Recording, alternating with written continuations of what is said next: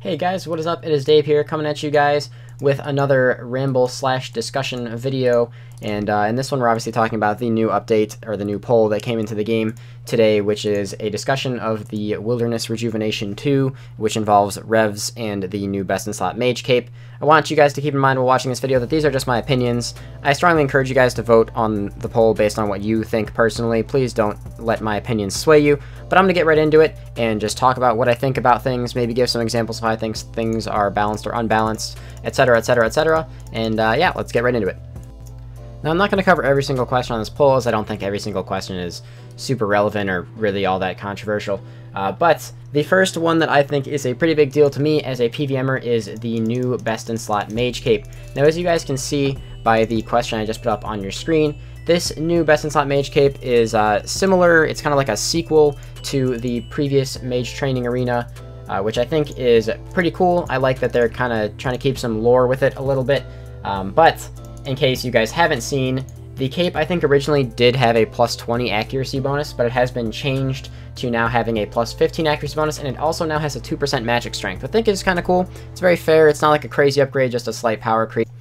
So to clarify, the plus 2% magic strength is a poll question. It's not guaranteed to be added, but it is currently passing the poll, which is why I phrased things the way I did here. But another thing about this that I think is interesting is they are trying to bring people into the wilderness with it. In order to get this, you have to do a hot-cold minigame, kind of like for Master Clues. Find 3 separate bosses and kill them all, and apparently they're going to act like players, I'd imagine, because I guess they're going to cast spells on you and whatnot. And you can't actually bank these hearts, which makes it kind of interesting. I can see some problems with this, but if it's something you can maybe only have to do one time, it wouldn't be that bad. Now, with that being said, I was originally kind of worried, because I was thinking, you know, every single time you die, you're going to lose this cape, and that's going to be really, really obnoxious to have to go back and constantly do this thing, which could potentially take you between, you know, 15 minutes to an hour every time to get a cape back. And when I say get a cape back, this death only applies to when it's not a safe death, so if you die in PVM, you would actually keep the cape. I read that on the dev blog, so I think that's very nice to hear as well.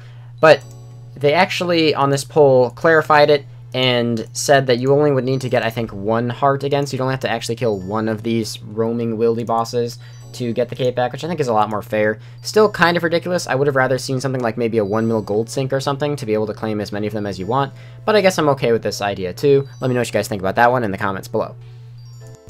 Now here's the thing I'm sure a lot of people are actually really curious about my opinion on, and that is Rev Caves. Now, personally, I actually really like Revs. I think that Revs themselves as an NPC are really cool. They're balanced. I like the fact that there's different tiers with different potential rewards, like, you know, more likely to get rewards if you kill the stronger ones. So lower level players still have a chance to get something by killing them. I think that's really cool. Now, that being said, I think that the rewards from these Revs are the things that are the actual problem. I like some of them, but I'm going to go through all these individually and tell you guys what I think and why I think some are okay and why some are a little bit OP. Now, with that being said, there actually is another question on the poll asking if Revs should be allowed to be assigned as a Wieldy Slayer task. I voted yes for that too, because I really do think that that's pretty cool. If I ever go back to doing Wieldy Slayer for whatever reason, maybe getting Scorpio tasks when I'm hunting that pet on my main or even on this account. Kind of cool. Thought it was pretty interesting. Would like to see that, but the weird part is pretty much none of the actual drops from Revs are passing. Now I'm going to cover those individually now.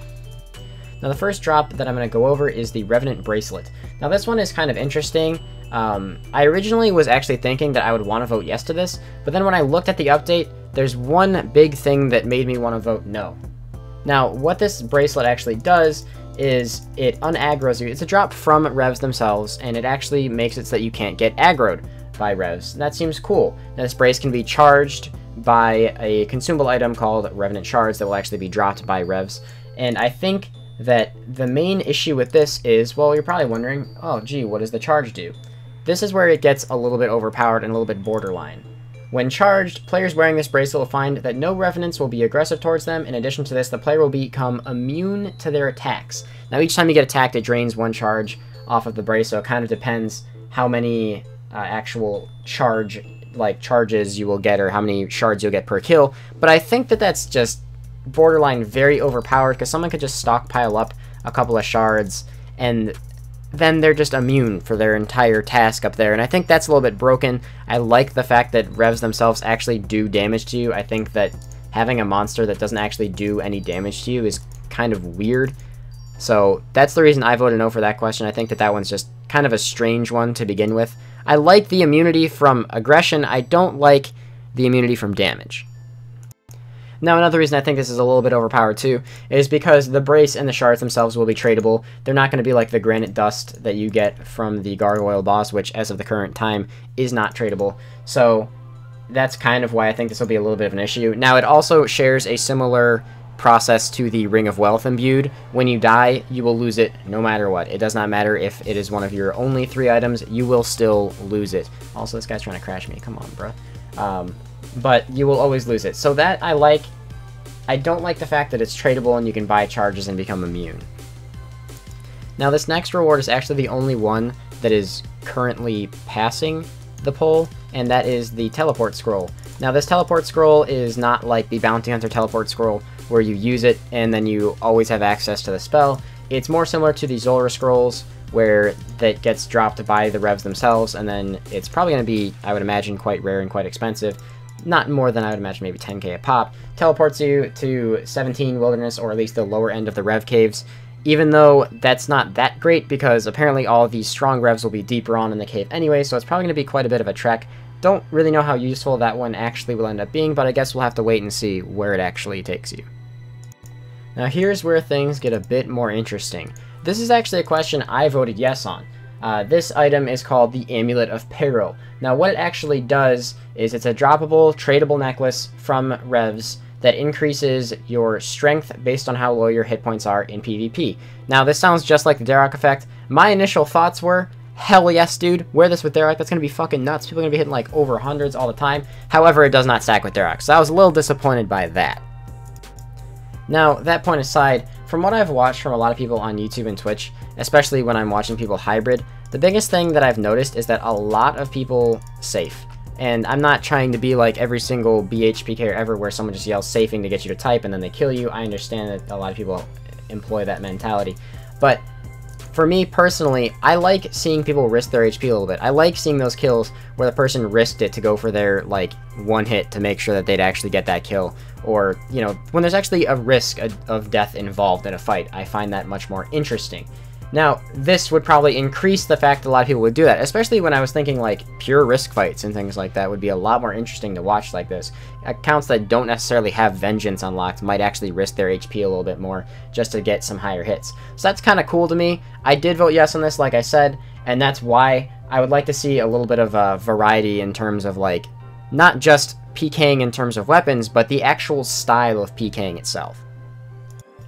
And once again, in case I didn't mention this amulet does only work in PvP. It will not apply to PvM combat, so there's no worries there. Another reason that I like it is because, similar to the blowpipe, you know, the blowpipe got nerfed specifically for PvP. I like that this only works in PvP, so it's not going to, like, change the metas in PvM bossing. Alright, so now we're going to get into the items that I am most interested in talking about. The first one being the Revenant vambraces. Now, at its core, this might not seem like that crazy of an item. It might seem fairly harmless. I'm going to put the stats up on the screen right now.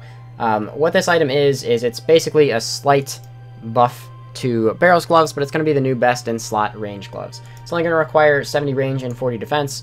Nothing too crazy. Stats you'd expect to have when you have Barrel's gloves anyway.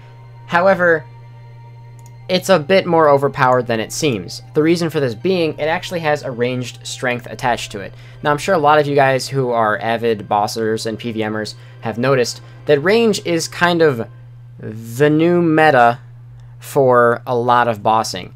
Blowpipe is, with Rigor, is best in slot, even with Addy Darts at, or not necessarily best in slot with Addy Darts, but is better than Max Melee simply with using Addy Darts at a lot of bosses. Twisted Bow, obviously, has taken over the meta at a lot of bosses. And adding range strength, continuing to show range as potentially needing more DPS, I think is a little bit crazy. Range is obviously very strong where it is, and I don't think there's really a necessity for a power creep in range yet, especially when you consider items like the Twisted Bow and just how strong that was in comparison to its previous, like, best-in-slot weapons. But the Blowpipe itself is and always has been a very strong, very powerful a lot of people would say overpowered weapon, especially considering how cheap it is. So when you think about adding more max hits to an item like that, I think that's a little bit crazy. Alright, so the drop rate of this item is 1 in 9,000, which does seem pretty crazy, and it's 1 in 9,000 from its best potential drop rate from the Rev Dragon. So the Rev Dragon, being the highest combat Rev, or the strongest Rev, is going to have the highest drop rate on all of these items that I'm going to be talking about. With that being said, though, drop rate is irrelevant with how powerful this item actually is.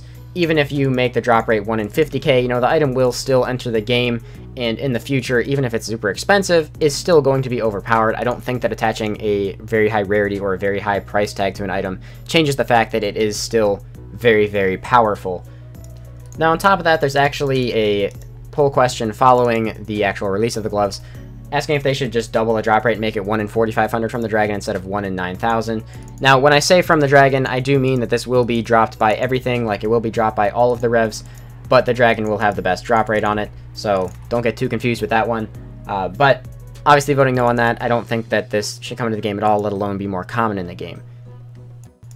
The main reason I'm opposed to this, on top of what I said earlier, range being very powerful, not really needing any more strong updates or armor pieces for a little bit, it doesn't really need the power creep right now, is because it's just devaluing Barrow's gloves even further, and that does suck. I mean, sure, Barrow's gloves aren't that difficult to get, and for some people, I'm pretty sure the record now is under 24 hours of playtime to get Barrow's gloves, which is insane, but for each and every one of us, Barrow's gloves was a grind, and is a grind. It doesn't matter how experienced you are at the game, Barrow's gloves is and always will be somewhat of a grind. And it sucks to just devalue that entirely and make it only best in slot for melee. And next thing you know, they're going to come up with best in slot melee gloves to replace them as well. I would be more okay with seeing an upgrade to Barrow's gloves to make it like a new best in slot range thing, rather than them just releasing something new entirely. I don't know, I really feel like best in slots that are already obtained from doing lots of quests or obtained as like untradeable drops shouldn't just be upgraded into 100% buyables. Now, I know I went on about this one for a long time. I'm very passionate about this, as you can tell. So moving on to the next item, which is the loot key scroll. Now here's an update that I actually really like, or a poll question that I really like, loot keys. Now I'm sure a lot of you guys have watched Deadman Mode and understand the concept of when you kill someone, you get their most valuable items in a key. Now this isn't the same thing, but it's similar in concept. When you kill someone in the wilderness after getting a loot key scroll and activating this, what happens is, instead of having to pick up all their loot and scramble to pick up all their loot, find the most expensive things, you get a key that has everything that they would have lost on death.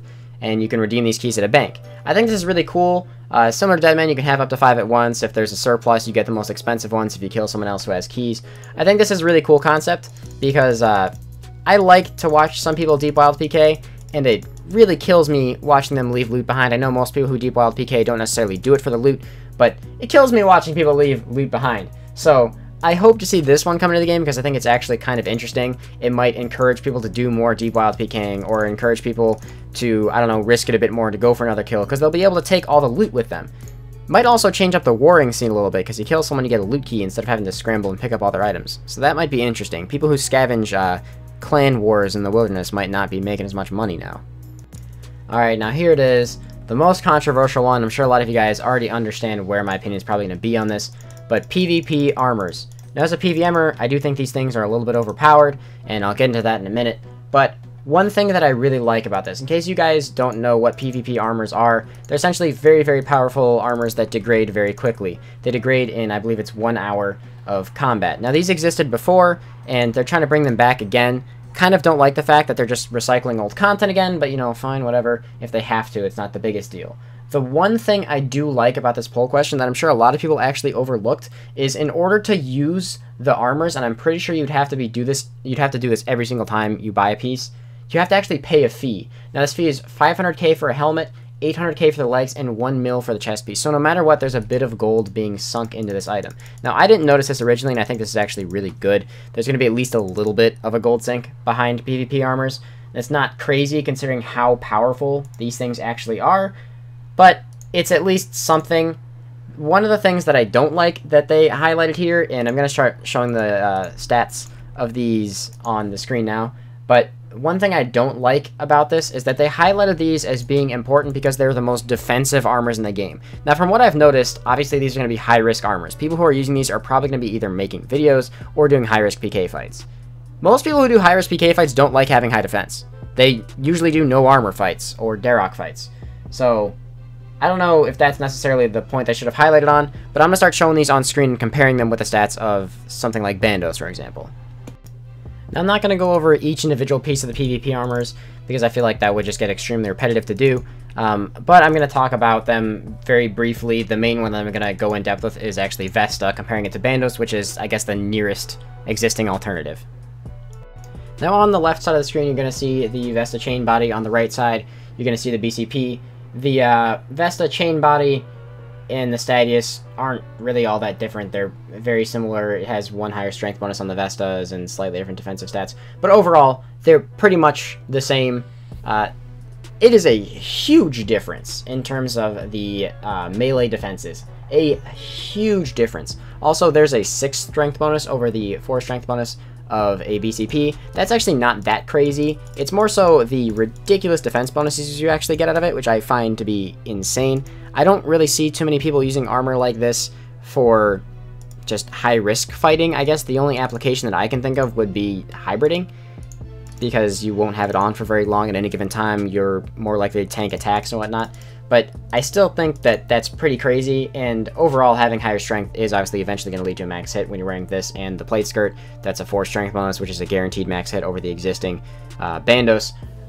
That's pretty crazy, so I'm going to go ahead and switch into the Tacits. Same thing, substantially higher defensive stats. They also have an accuracy bonus, which I think is relevant to mention as well. Accuracy is a pretty big deal, especially in PvP, so that's pretty crazy. Actually, it has a 1 higher strength bonus, not a 2 higher strength bonus on the Tacits. But still, overall, higher strength bonuses than the existing best in slot, and substantially higher defensive bonuses. Just pretty overpowered, for lack of a better word. I'm sorry, I know a lot of people don't like hearing these armors described as overpowered, considering, you know, they only last an hour, etc. But like I said, with the drop rate thing of the braces, or the Rev Brace earlier, Rev Vams, not Rev Brace, I think that the drop rate of an item, or the, I guess, individual value of an item, isn't what makes it overpowered. In this case, the item itself, sure, it might be crazy expensive, and it might be very rare to get. That doesn't mean that it's not overpowered. It will still be very, very strong, and I don't want to see items like that enter the game, regardless of if they're only used for PvP. Sorry, people who that's bothering. I understand. That's shitty. I just think these are way too powerful to be in the game. PvP is already interesting, for lack of a better word, as it is in terms of how high people can combo. I don't want to see it get any worse. I'm going to quickly gloss over the stats of the other armors and talk about Morrigan's and Zuriel specifically, but Stadius, as you can see, fairly similarly statted to Vesta, so nothing too much more to add on there. Just a bit more defensive rather than offensive. Not as big of a power spike, in my opinion. But the two things I want to touch on are for Morrigan's and Zuriel's. Now, these two sets of PvP armors I actually don't think are all that overpowered, but I actually don't think they would really even see use even if they were put into the game. Like I said, other than hybriding because of increased defensive stats, I guess, and I guess slightly higher accuracy. But they don't even have a ranged or magic strength bonus. I think that's kind of an interesting concept because these are supposed to be regarded as not just defensive, but also very powerful offensive items. So to see them not actually put a ranged or mage strength bonus on this, I find kind of interesting, especially with them trying to add a ranged strength bonus for new best in slot gloves earlier on in this exact same update. So that's a little bit weird. However, it's not that crazy. I'm not really all that opposed to it. And one more touch on the thing before. In the beginning, I mentioned that there was a fee to actually wear the items. There is also a payback fee at the bottom. It says, for the helm, which you pay 500k for, killer receives 400k. For the chest, which you pay 1 mil for, killer receives 800k. So it's just very, very slight gold sinks like that. The legs is 160k gold sink. I don't think that's enough. I honestly think that the killer should receive probably, I don't know, 50% of it instead of, you know, 80% of it. However, one thing that also really bothers me is, for how strong these items are, to use them, it only you're only getting 800k for someone who's wearing like a Stadius plate body or something. And to kill someone who's wearing these armors is obviously an even greater feat, because these armors are very, very powerful. So if you kill someone with them, you should maybe get a bit more of a reward, but at the same time, they have to be careful with the scaling of that. So that's why I think these armors, no matter how hard they try, are never going to be able to be perfectly balanced, and I think that's kind of an issue. Obviously, game balancing is very difficult, but no matter how you look at it, these armors are always going to be next to impossible to balance into the existing game. Now, corrupt armors, I have no idea about, because I'm not entirely sure on the stats of corrupt armors should they ever come into the game, and I think they said they only would if these pass a poll. However, I imagine it'd be kind of a similar comparison. Same with the weapons. The weapons themselves, I imagine, are just flat out overpowered. These ones aren't too crazy. They aren't as crazy as I originally thought, admittedly, but they are still a bit too much of a spike. Now, with that being said, this video is way longer than I thought it would be, but I want to go ahead and just say I hope you guys did enjoy this. I kind of like making videos like this. I talk about stuff like this in my live streams all the time, which, by the way, link down below. You guys should check them out. Do stream every day. Casual plug there.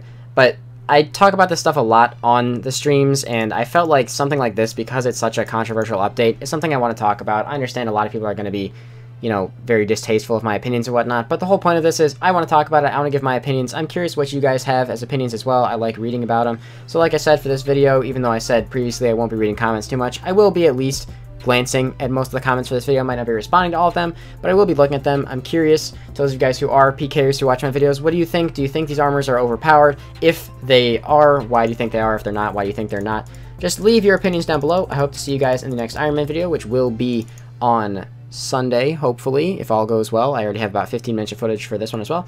Keep stuttering, but I'm going to go ahead and end this video here. Hope you guys enjoyed it, and I'll catch you in the next one. Peace out, and thank you so much for watching.